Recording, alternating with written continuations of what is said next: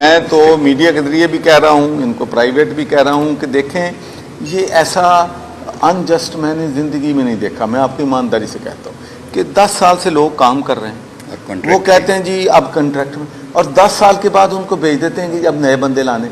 फिर उनसे मैं पूछता हूँ, जब मेरे पास अपीलें आती हैं, मैं उनसे पूछता हूँ क्यों भाई इनकी कोई गैर हाज़िरी, इनकी एबिलिटी में फ़र्क, इनकी जो है सर्विस में फ़र्क, इनकी तालीम में कोई फ़र्क, कहते हैं परफेक्ट है। तो मैंने कहा भाई पूरी दुनिया में तो अगर 6 महीने किसी को आप टेम्परेरी रख लें तो उसके बाद वो पूरा राइट बन जाता है। तो ये इसीलिए मैं कहता हूँ कि मेरी डिक्शनरी में ये टेम्परेरी एडहॉक ये नहीं है। और उसमें मैं आपको एक राज और भी बता दूँ, ये वाइस चांसलर साहब नाराज़ ना हो मुझसे, मैंने बड़ी रिसर्च की।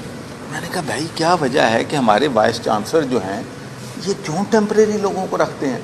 ये कंट्रोलर एग्जामिनेशन भी टेम्परेरी रखते हैं, ये रजिस्ट्रार भी टेम्परेरी रखते हैं, ये ट्रेजर भी टेम्परेरी।